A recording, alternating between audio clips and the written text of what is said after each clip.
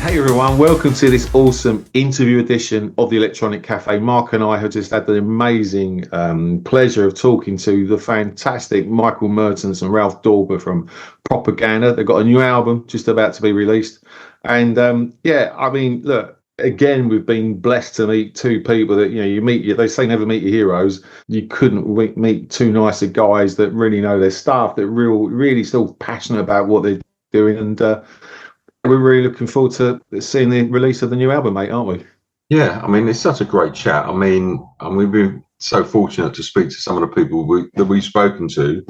And, you know, A Secret Wish, the first album, was an incredible, still is an incredible album. And to speak to two guys that was part of that process, I Had a Storm, you know, and we had a really open and frank conversation with them. Two really nice guys. I mean, you know, they've got a brand new album coming out, which we're dead excited to hear.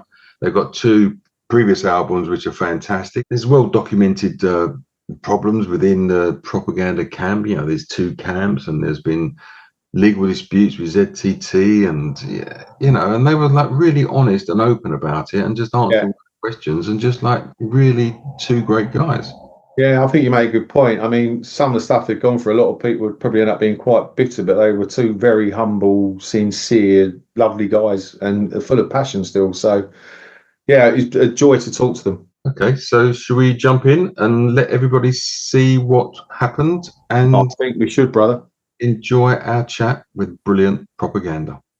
There's one question we're going to ask about Claudia and Susanne and stuff like that, and we know that there's been issues in the past and stuff. I mean, no, there's absolutely no problem. We were aware that it is an issue, and of course it is in our minds as well. There's nothing hidden or something. We can report things the way they are. Yeah, cool. Okay, that's fantastic. Very considerate. Thank you. No, it's just that respect. It really is. Right, here we go.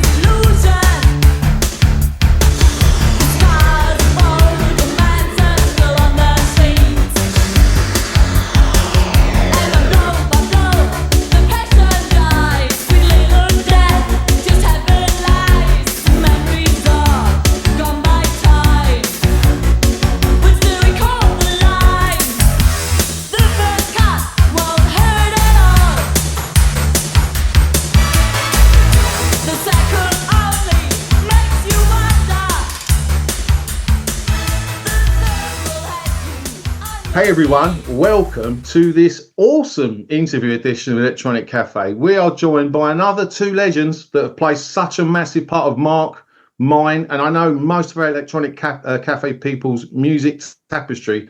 They're here to talk about their amazing new album, Michael Mertens and Ralf Dörper from Propaganda. Welcome to Electronic Cafe, gentlemen. We are beyond that honoured to have you here today. Thank you so much. Wonderful. Good talk. Thank you, Andy, and hello, Mark and Andy. Tracks we've heard to date are absolutely stunning. You've got to be happy with the buzz that's surrounding this new album. Yeah. I mean, if you have, or when you decide to name yourself Propaganda, yes, it's part of the game to create the buzz, and we enjoy that. We had good responses so far. Yeah, it's amazing, and deservedly so. But I when we heard about it, I mean, I was so excited, as Mark was. I mean, we ordered it straight away. Like the day it came to, they was pre-ordered. It's done. I've got the orange vinyl coming. I think limited.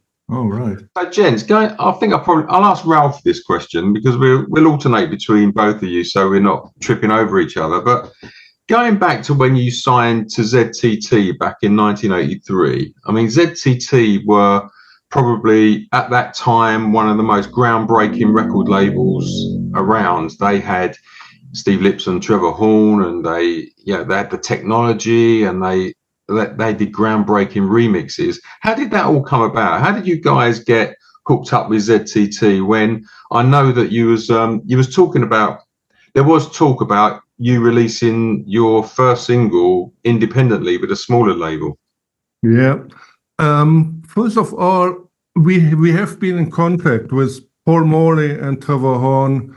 Even I think it started in late 1982, and at that time, and even later in '83, there wasn't ZTT yet.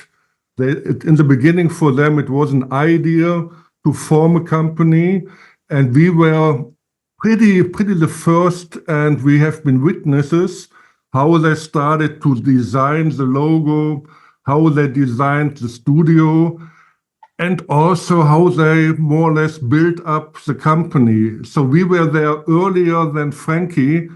Also, Frankie were the first to be released. I tried to make it pretty short. I started Propaganda back in '82. Before that, I've been with Die Krups. They're still around. I'm still around with them. It's an industrial electro band from Düsseldorf. Yep. And more or less, I was kicked out at the beginning of '82. And then I decided to do something in the beginning similar, because I was a bit influenced by stuff like DAF or Cabaret Voltaire. But I wanted to have sequencer music, not with a male voice, but with a female voice. And luckily, I met around summer 1982 Andreas Thein, a guy from Cologne, and we decided to push ahead. And when we had more or less rehearsed something, we said we record that. And then we were looking for a singer. Andreas was looking in Cologne. I was thinking about Düsseldorf. And okay, I was the one who was to choose then in Düsseldorf. That was Susanne Freytag. And first, with Andreas, I went to the studio outside of Düsseldorf, actually in Essen, recorded a track, a very hard, in a way, track called Discipline. And we invited Susanne to put vocals on it. And we always had in mind to have a record out. So in the beginning, it was like a project with the idea of having a 12-inch out, maybe next 12-inch instrumental or without vocals, whatever. And I had contacts from my earlier releases in England. There was a label in London called Operation Twilight. They, I think, were at that time a subsidiary, I think, of Cherry Red, I'm not sure. That was in '82. They wanted to release my early singles from Düsseldorf in England. And they also were interested in Propaganda when they heard there is something. And I went with Andreas to London. We were a little bit label shopping. We also met guys like Rusty Egan, or as we also been at Industrial. And because it was an old friend or somebody who pushed my releases at the New Musical Express, a writer called Chris Bone, I left the tape. We came back to Germany, and a few days after our coming back, I got a phone call from Chris Bone. He said, "Don't go to Operation Twilight." I played the tape to Paul Morley, who was a colleague of Chris Bone. He liked it very much. He plans to do something with Trevor Horn. They will get in touch with you. And that was the beginning of the contact with Trevor Horn and Paul Morley. I think that was late '82. And that was even before Michael was with us and even before Claudia was with us. So they only knew this tape from that we recorded in Essen. So that was the very beginning. Not of the loving kind. I'll occupy your mind and tear your soul apart. Your pain is my reward. No, say no. I am not good for you. And Michael, from there on, I mean, 30 years since 1, 2, 3, 4. What's another fine album, right? Another fine. So, what's the journey been from then to now? What's been going on? I spent a lot of time in England at the period, from nice. Also in between the time from the end of the first Propaganda setup towards the next one. Then I spent time in Germany.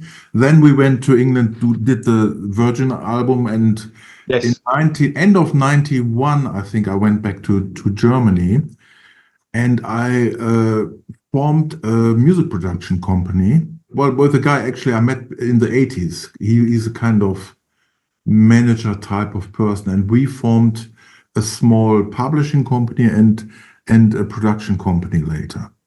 Oh. And the production company took care we did a lot of advertising stuff. TV. Well, we aimed for television, film advertising.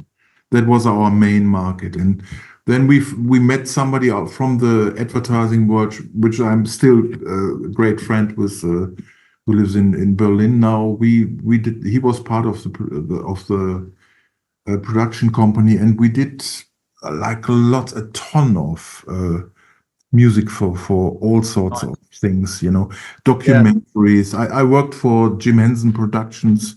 Oh wow! Yeah, we did a children's series, which was like the kind of the blueprint for Toy Story. It was called A Secret Life of Toys. It was running in England, actually. BBC broadcasted it. It was a big thing for us. And I did a lot of artistics, documentaries for someone like Zaha Hadid, like a famous architect. Yeah.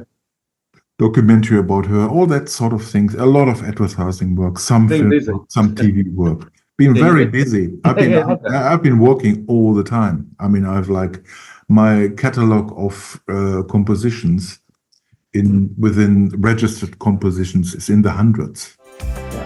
Stepped into my locked out world. I felt you touching my shoulder. You turned my mind right over. Like a child before it learns to speak. I turned to stone. I turned to stone. Heaven give me words to tell you how I am feeling, what I am needing. Ralf, just to you very quickly, mate. I mean, when you made this, right? I mean, it's one of the most critically acclaimed albums of the 80s. I mean, it is still so groundbreaking. Did you realise at the time how special this was when you were making it? Because it really is. Well, first of all, when it was pretty funny, because when this phone call came regarding Trevor Horn, I knew about Trevor Horn, I knew about Malcolm McLaren, ABC. Yeah. Andreas knew about Trevor Horn. The girls didn't. Later on, Michael didn't know at all because he was in classical music. But for me, I think it was pretty clear, and for Andreas, if we record with Trevor Horn, it will become big. And we were starting to think big. Like Dr. Mabuse was supposed to be a big topic, a big theme, musically as well. And with the album later on, because there were a lot of pressure coming up, problems with ZTT due to Frankie Goes to Hollywood mainly, due to the limited capacities. And in the end, we were lucky to finish it because there were even points during the recording parts when the whole project was jeopardized. So there were rumors, for example, that came up later on, much later on, that ZTT were thinking about dropping us or giving us away. There even were, it was a very strange story about people like Stock Aitken Waterman getting involved, and that it might be the link that you have on the first album by Mandy, a version of Duel. And we didn't know much about that because it was happening in the background behind our backs. So in the end, we were pretty lucky to have a finished album. Even nowadays, I would say some of the tracks on the album, like having a cover version on your first album, is not a wise idea, or having a B-side on the album. But we were, at a certain time, we were happy to finish it. It is one of the seminal albums of the 80s. I mean, it's hard to believe that there was talk going on behind the scenes that they was going to drop you and move on to something else. You know, I guess the sound of the album, the technology was moving so fast back in the day that, you know, you had the Fairlight, you had the Synclavier, like every couple of years, technology was moving on. And I guess ZTT was able to have a lot of that technology. So you was able to adapt and work with it. But I read the story that Trevor Horn was supposed to produce it, but because he was so busy with the success of Frankie Goes to Hollywood, it went to Steve Lipson with Trevor overseeing it. I mean, the album, whenever we mention it on the channel or on our Facebook group, it certainly feels like it's a musician's album. Everybody just loves the album, and it hasn't dated at all. It still sounds really fresh. Yeah, we wouldn't have imagined that. I mean, we did. Of course, we were excited when we had the album finished, and the work that went into it from the production side was something we could have never imagined. I mean, it was amazing to see to what depth and with what capability Stephen Lipson was producing this record, you know, and Trevor Horn, you know, giving the oversight. And I mean, I think the way I see it is like it was a kind of magic moment in time. There were certain things came together which didn't really belong together, because we weren't like the hit writers at the time, you know. We weren't like producing the hit like a hit machine, and you know, we did things, we had like stranger things that became songs, like track like Dream Within a Dream, like you have this hypnotic loop and this kind of off middle of the road chord changes, you know, which develop into this beautiful landscape, which was not necessarily what a hit would constitute or a record. I remember that Stephen Lipson told that story. He played it to when some record company executive from Ireland came in, and they played him A Dream Within a Dream, and they were like, okay, they were asking, do you have a hit record also? You know, they couldn't be bothered, you know. You know, it's all that we see on scene, but a dream within a dream.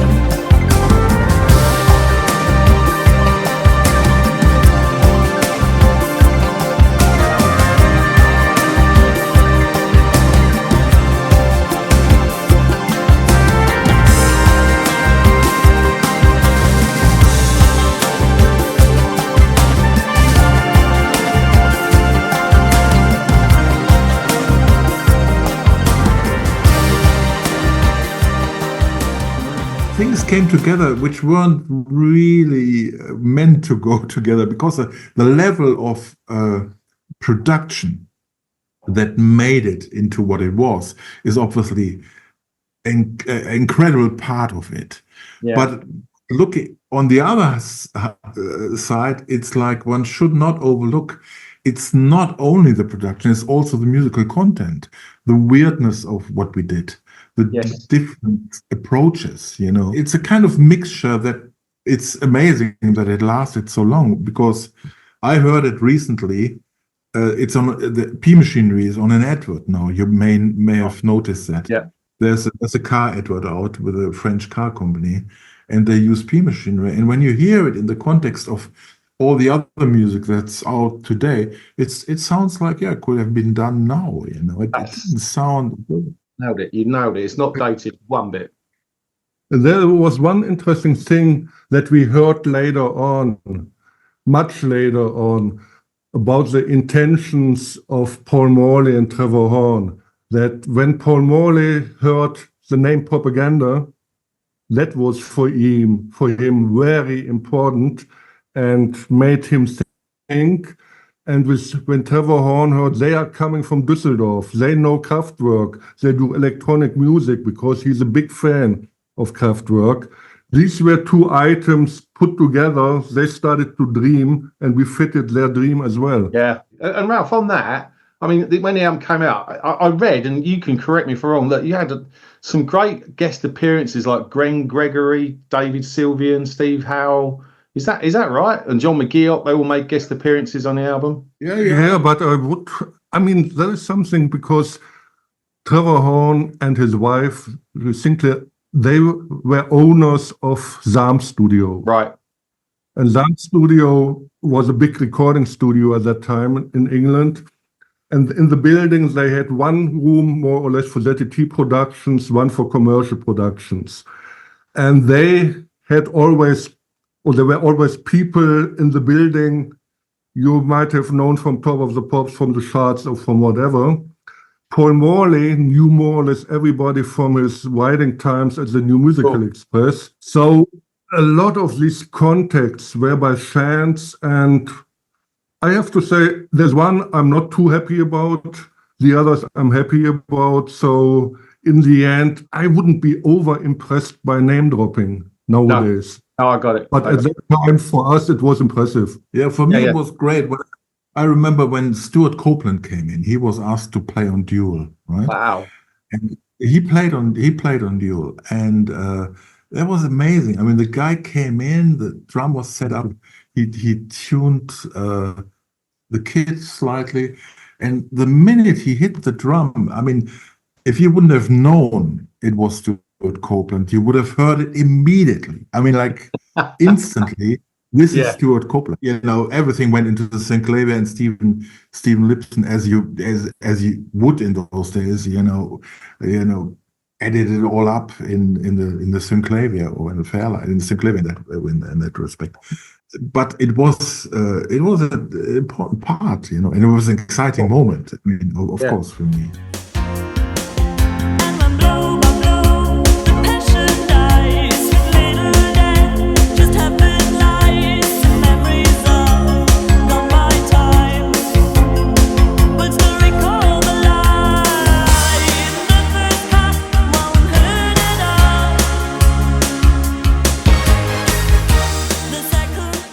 One thing that we only later on discovered, and that is might be not known in England, in the US, they put a sticker on the album featuring Steve Howe of Yes. Wow. And this is definitely something we didn't want, and we didn't want this kind of connection. And there you see, and we realized that later on, this whole impact of story building that Paul Morley was responsible for. The further away you went from England, the lesser it got. And in the US, he didn't have any control about that at all. They wanted it to market the American way. And for them, we were totally unknowns from Europe. Yeah. What did they know about it? They didn't know about Glenn Gregory. They didn't know about David Sylvan. Oh, Steve Howe, he was big with Yes, put it on the label. Gotcha. I mean, that's this name-dropping thing where I'm a bit worried about. So, Ralf, quickly moving on to 1, 2, 3, 4, which was 5 years later. Between Secret Wish and 1, 2, 3, 4, it all ended quite acrimoniously with ZTT, and you guys moved on. There was a slightly different lineup, slightly different feel to the album. What was it like moving from a Secret Wish to 1, 2, 3, 4? Was it a daunting prospect for you guys to have to do that, or did it all happen quite organically? There was nothing organic about it, because we had to spend 15 or 18 months with a sort of legal conflict that was put onto us by ZTT. That meant over a long time we only had talks in London with not musicians but with lawyers, and we were lucky that we actually worked with the lawyer that Johnny Rotten had as well when he was suing Malcolm McLaren. That was something nice about it. But we got legally injuncted by ZTT. Wow. They froze all our royalty accounts because due to the slavery contract we had, it was a bit like they will never work again in music. And we had to more or less try to sue them to get free. And at the same time, we had to find a new lineup because Claudia had already left in early '86. And it was pretty difficult in a world without internet to look and cast singers. Yeah. That was pretty tricky. And we also wanted to have at that time Susanne involved because she was over the ZTT time more or less pushed aside by Claudia and by Paul Morley. And so she was the one who had the final say about the new vocalist. And Betsy actually was discovered by Susanne's brother. Cool. And he saw her somewhere. He In Stuttgart. he recommended her, and Susanne agreed on her, because that for us was the most important thing, to have somebody to develop a new partnership. But somehow this didn't work when we then started recording. I mean, what Ralf mentioned, the whole injunction thing, like in Germany, you can't be injuncted for longer than 1 year, right? It has to go to court then. But in England, it's a different legal system. And so everything was frozen. And I was very insecure about how to go on about it. I mean, obviously you were excited when the lawyer came up and said, look, there's a great offer from Virgin Records. You want to see them, and all that was good, but it was a difficult time for us, very difficult. Okay. It was a difficult process to make the record. Like you would say, the difficult second album comes on top of that. But there was a high level of when you have such a drastic change in the personnel, different lead singer, you have to kind of try to cater for that and try to make that what you do make work for the other singer, which was Betsy, and she has a different vocal style, and so things were rather different the second album. I mean, we've been criticized for that, but in a sense, to be fair, it's a process when you don't work in a way which goes like, okay, I got this formula and I'm going to stick to this formula. Rather, what we try to do is like to evolve musically with Betsy, and to get an album which is kind of, and Derek and Brian, which is kind of natural for this kind of setup. The clock was ticking. I mean, we knew that in pop music, and at this time we had been part of the pop machinery, like the gap between 85 and 88 is long. Yeah. And 88 was just the time when we signed the contract with Virgin. So the gap actually were 5 years between Secret Wish and 1, 2, 3, 4. And during that time, the whole music changed. You had at the end of the 80s, dance started. Time goes by so slow.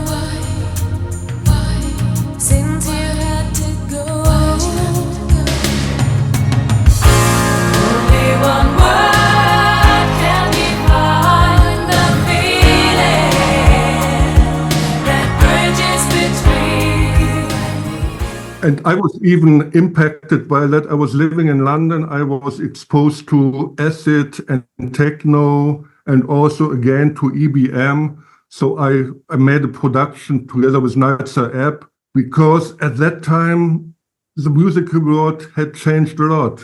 Cool. So pop was not really in my mind anymore, but we had to provide Virgin with a pop record. That was tricky as well. And you mentioned, Michael, you mentioned Derek Forbes and Brian McGee from Simple Minds. Do you still stay in touch with those guys? Yeah, mostly with Derek. I have contact with Brian. We wrote some emails, or via Facebook, basically. Nice. I told him I'm going to do some new stuff, and I sent him some early demos, and you want to know what he thinks, and also with Betsy, I sent Betsy something, and they're both very supportive. Nice. Betsy was complimenting. He said, "Look, you got a great new singer," and she was very. She was really supportive, which was very sweet of her, because usually it's like, okay, she took my place or something. None of that, It's like she was totally.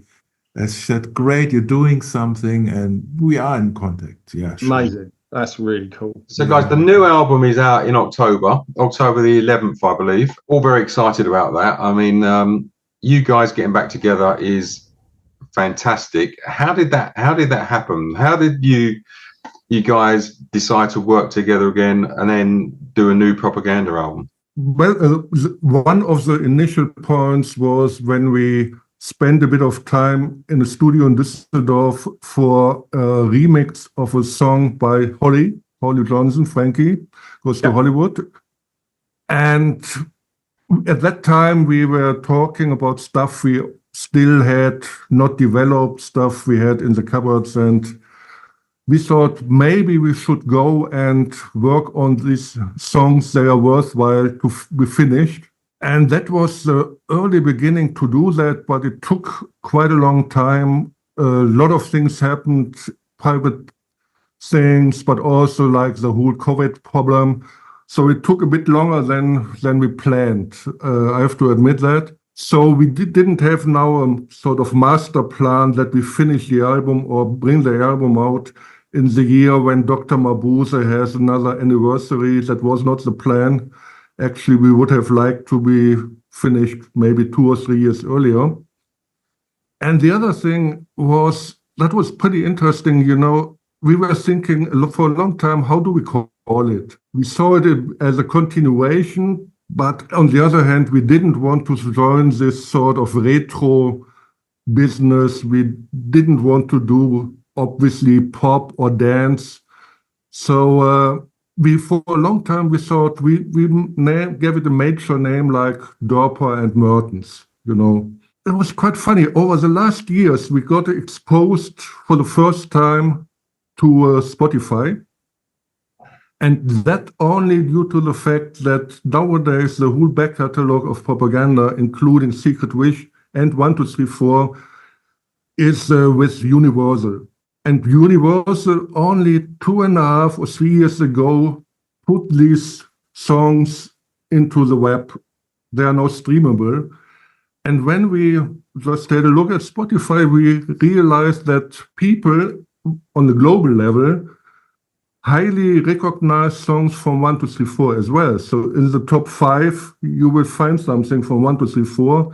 And then when you dig deeper in Spotify, you can see the regional consummation. There we realized that, funnily enough, to make it like a black and white, people in Europe, they know about the ZTT stuff. People in South America more know the 1, 2, 3, 4 songs. We, I think, even had a hit somewhere in Argentina or something. And then we thought, okay, it's for us, it's not a problem to continue as Propaganda because the people in the world have seen already 2 different vocalists. So it's not a problem to give them a new one. Yeah. As long as they realize that the songwriters of the 2 albums are us. So we had the limitation to call us Propaganda again by the help of Spotify in a way. The fury within, I'm bound by temptation, seeking solace in sin. Show is over, the curtains fall. Sovereign and sinner, I've been that all. When Claudia left the group, the band started to change, and it became a new outfit. And then this ended, and something else came along, and this is our record now. And it's still it's a band, it's a project in transition, if you want to. Yeah, like in the beginning, when I spoke about 82, I said that was a project. We never intended at that time to form a band. There was a time when the record companies wanted to have the feature of a band to put it on pictures and on stage. But in the end, it's still a project. I mean, A Secret Wish and 1, 2, 3, 4 are such iconic and revered albums. When you're writing this new material, how difficult is it for you to kind of like keep the Propaganda DNA kind of sound, but also you obviously want to move on and create something new with new sounds, new technology? How difficult is it for you to bridge the gap between the two? Or do you just write? We just write, you know. It's just I mean, I'm kind of very inspired by what Ralf does lyrically. Yeah. And for me, it's very important to have a theme to work to. I mean, it's like, rather than do music like without any context, it's kind of difficult. very difficult for me. You know, it can be anything. But once you have a theme and you have a direction and you have a concept and a whole idea of what you're trying to end up with in the end, you don't know what the songs will be like, but you have a kind of, you have a form, a musical idea and a concept. And that has always been the case with Propaganda, and that was always coming from Ralf. I think to be fair, I think, don't want to talk bad about them, but I think Claudia and Susanne never understood that. Right. The importance of that. Yeah, it is, because it's here, right? It is very, very important. It is very important to know what you're writing towards. What's your theme? You know, what's the theme you're working with? And for me, it's like a natural process. Once, you know, we talked about Ralf gives me a lyric with 4-track, like Purveyor of Pleasure, or They Call Me Nocebo. It's a very interesting kind of, it talks to the right part of my brain, you know? And it's kind of, you get a lot of ideas, you know? Yeah. And then you sit down and Ralf mentioned it was a very long process, and we would have liked to have the album finished earlier. On the other hand, what we realized, there were times when we suddenly thought, yeah, well, this could be reviewed. This track could be actually reviewed. And 1 or 2 tracks are reviewed drastically, you know, and for the better. You know, it was a great thing that we didn't have the record company course that we had to work towards. We just thought we do our record, and our approach really is make the music, you know, make a record. Of course, you know, technology went on, and it's a luxury to be able to write nowadays, because I mean, I have a Mac Studio sitting in my home place, and I can do the work which was done in $1 million studio 40 years ago at home, and then I can go to a studio environment and start to mix it and do the vocals, not all at home, they do it in the studio, but the possibilities are amazing, and it's a luxury to be able to do that. I think the album that came out now is pretty much a reflection of who we are. The key's been dropped. I fall and pray to a delusion. Your pretty mask has been an illusion. Stupefying ways of sinning makes me miss the web you're spinning inside a vicious circle. I want to run, keep standing still. I want to fight, my limbs give in. I feel the void, it sucks me in. I feel so distant. I'm feeling so distant. I guess, look, with your past legal issues, they're being signed to a progressive new label like Bureau B must be quite liberating for you guys, and hope they've given you a lot more creative freedom because they believe in you, right?